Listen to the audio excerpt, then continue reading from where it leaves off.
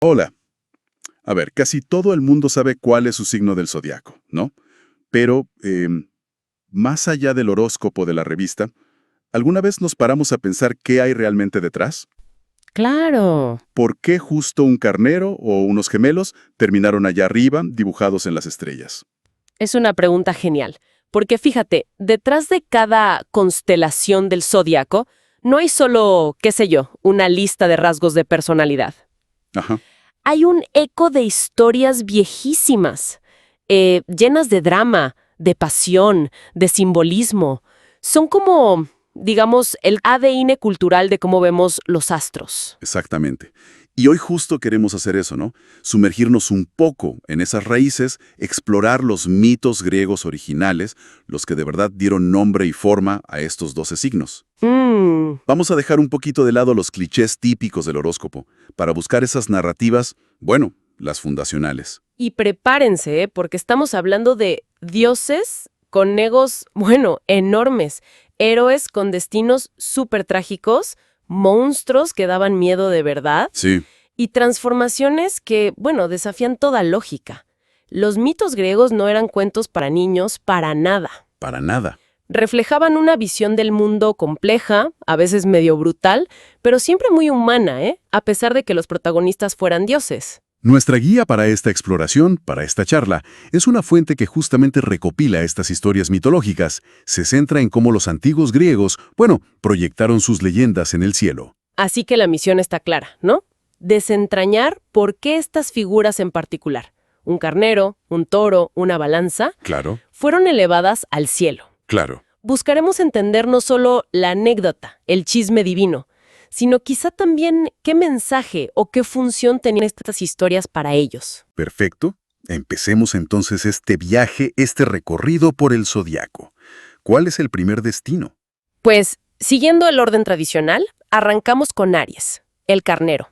Y ojo, no un carnero cualquiera. Claro, estamos hablando del famosísimo vellocino de oro. Pero, más allá del objeto brillante en sí, la historia de fondo es una de rescate, ¿verdad? Exactamente. Es la historia de un carnero mágico con lana de oro puro enviado por los dioses. O a veces se dice que por Néfeli, la madre de los chicos, Ajá. para salvar a sus hijos, Frixo y Ele, de que los sacrificaran por culpa de su madrastra. Una medida, digamos, extrema para una situación desesperada. Una especie de misión de rescate aéreo divina, pero que tuvo un momento súper trágico que incluso dejó una marca en el mapa, literal. Así es. Resulta que, mientras volaban sobre el estrecho que separa Europa de Asia, la pobre Ele miró para abajo, se mareó y ¡pum! Cayó al mar. Qué pena. Y ese lugar se bautizó como el Helesponto, que significa el mar de Ele, inmortalizando su caída, mira vos. Frixo sí llegó sano y salvo a la Cólquida. Bien por Frixo. ¿Sí? Y allí sacrificó el carnero a Zeus como agradecimiento y colgó el vellocino en una arboleda sagrada. Y el carnero, bueno, fue puesto en el cielo como recompensa por su servicio. Es interesante cómo este primer signo ya mezcla el heroísmo, ¿no? El rescate con la tragedia así, imprevista. ¿Qué nos dice eso? Quizá nos habla de la fragilidad, ¿no? Incluso en las intervenciones que parecen divinas, o de cómo los grandes actos a menudo vienen con costos inesperados. Claro. Y bueno, el vellocino después se convierte en el objetivo de otra gran aventura, la de Jasón y los argonautas. Así que este mito inicial ya siembra la semilla de futuras leyendas, ¿eh? De un rescate aéreo pasamos a un rapto marítimo con Taulo, el toro. Y acá el responsable es Bueno, el de siempre. Zeus. Efectivamente. Su modus operandi solía incluir transformaciones para sus conquistas amorosas, ¿no? Un clásico. Totalmente. En este caso, se fijó en Europa, una princesa fenicia, que dicen era bellísima. Y en lugar de, qué sé yo, mandarle flores o algo así, optó por convertirse en un toro blanco. Una estrategia bastante peculiar. Pero efectiva, según el mito. Se presentó como un animal magnífico, súper dócil, casi irresistible. Europa, confiada, se acercó, lo acarició y bueno, terminó subiéndose a su lomo. ¡Ay! No. Y en ese preciso instante, el toro reveló su verdadera intención. Se lanzó al mar con ella encima y no paró hasta la isla de Creta. Más allá de la anécdota del rapto, ¿qué simboliza este toro? Digo, además del mal gusto de Zeus. Bueno, por un lado representa esa fuerza imparable del deseo divino, ¿no? Y el poder que tenían los dioses sobre los mortales. Y por otro, es un mito fundacional de esos que explican nombres.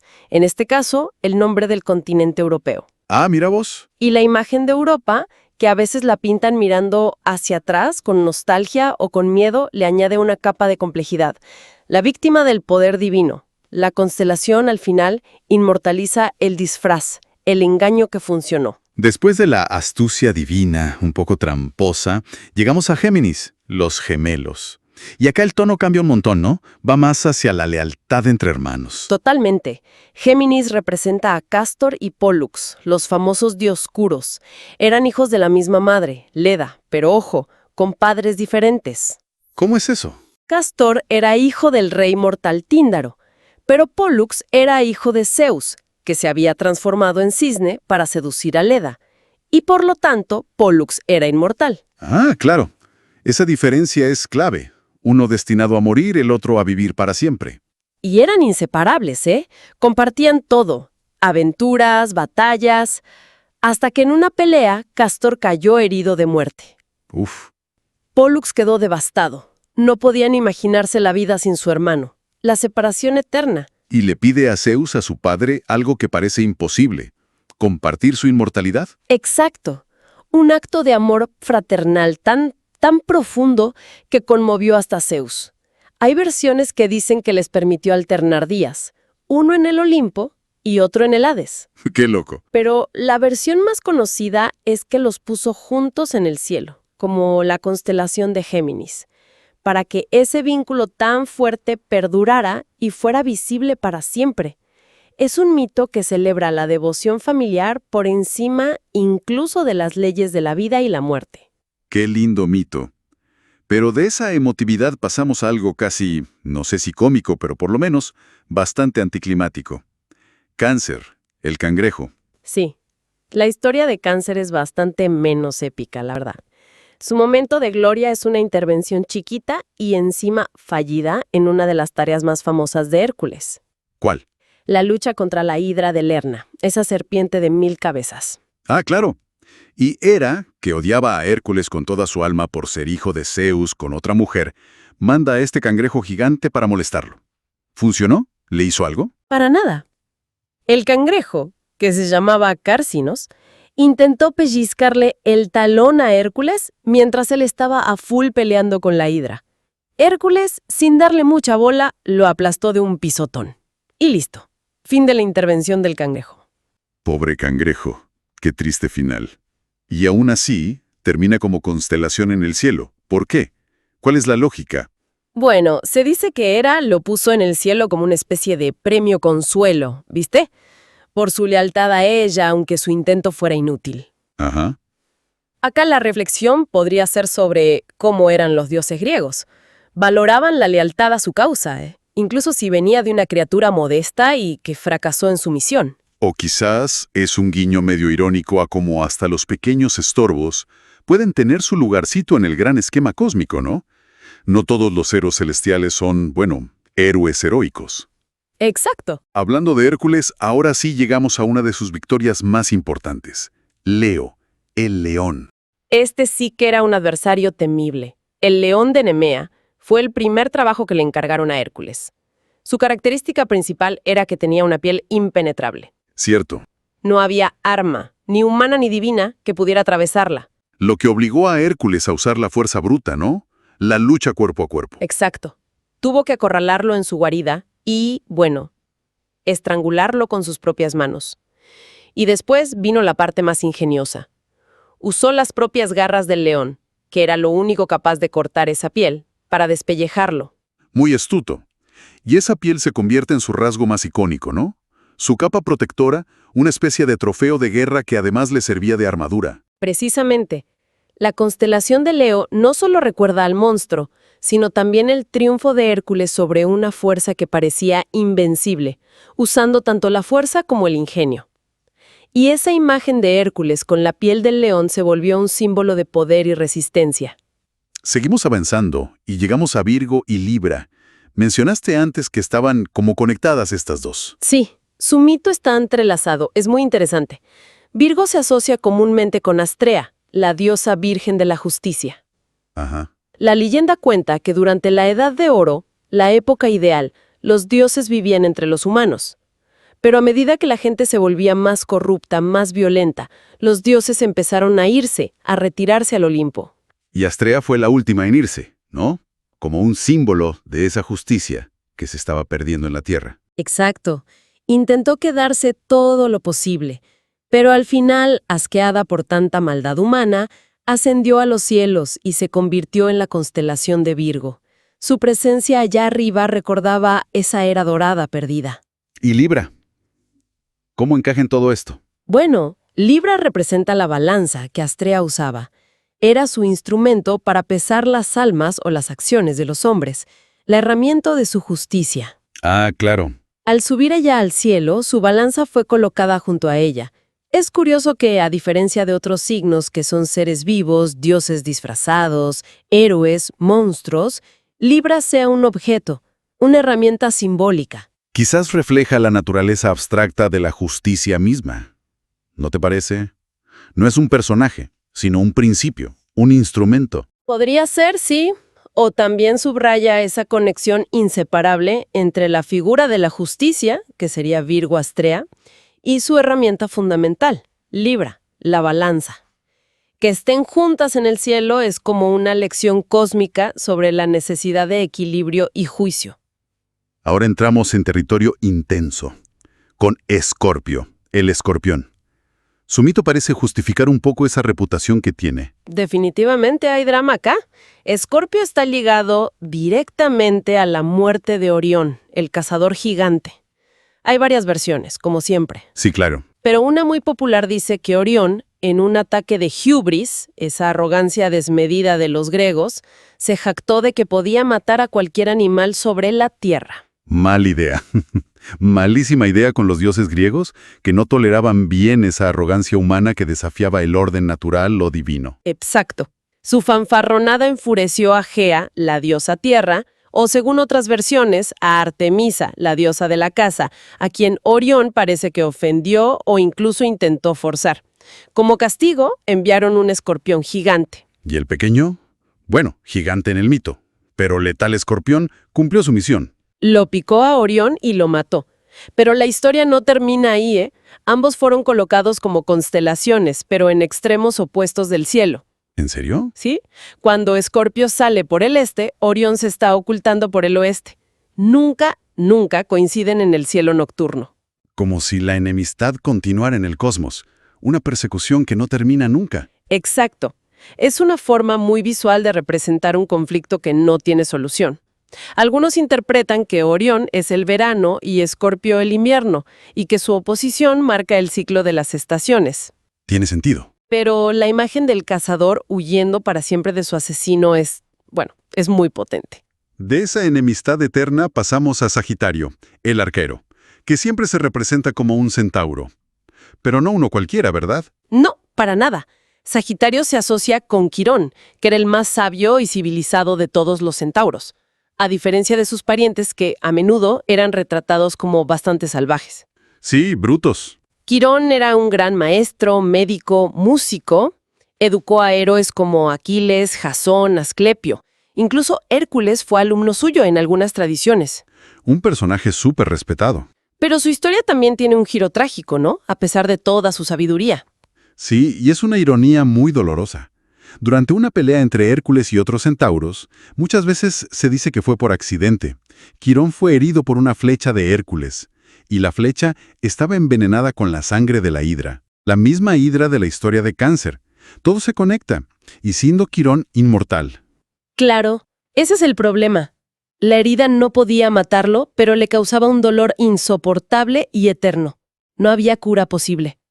Su inmortalidad se convirtió en una maldición terrible. ¿Qué cosa? Sufrió tanto, tantísimo, que finalmente le rogó a los dioses que le quitaran la inmortalidad para poder morir y descansar. ¡Qué paradoja! Renunciar al don más preciado de los dioses, la vida eterna, para poder escapar del sufrimiento. Tremendo. Zeus accedió y le permitió morir. Algunas versiones dicen que su inmortalidad se la transfirieron a Prometeo.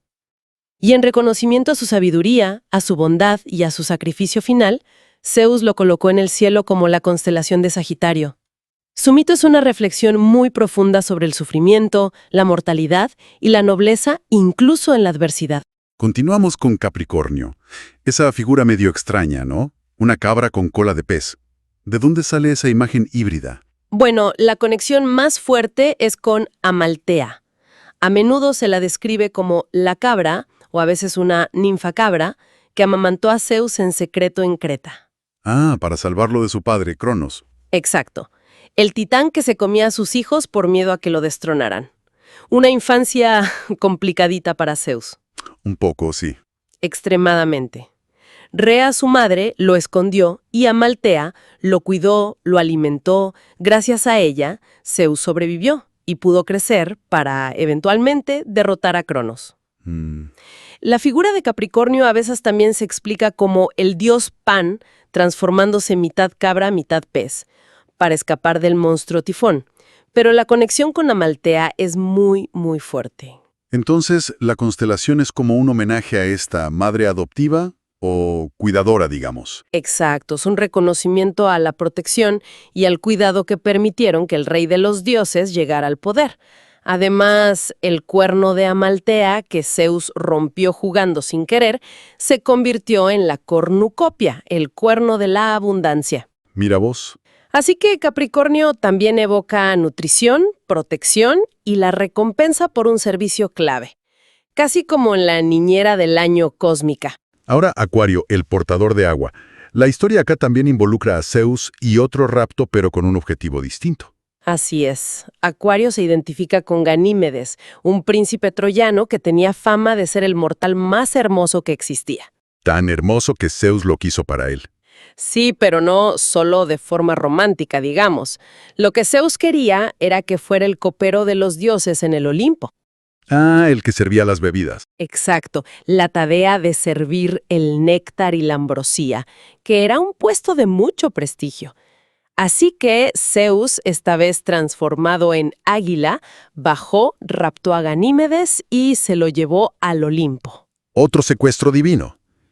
Pero que termine en un puesto de honor, aunque sea a la fuerza. Sí, la ética divina de los griegos era bastante flexible. A Ganímedes se le concedió la inmortalidad y la juventud eterna a cambio de sus servicios. Un premio consuelo. Claro. Y la constelación lo representa justamente vertiendo el néctar, esa agua divina. Es interesante pensar en el simbolismo, ¿no? Representa la inspiración divina que baja a la tierra, o la belleza humana que es elevada a lo divino. O quizás la ambivalencia del favor de los dioses, que puede ser un gran honor y a la vez una carga pesada, ¿no? Podría ser, sí.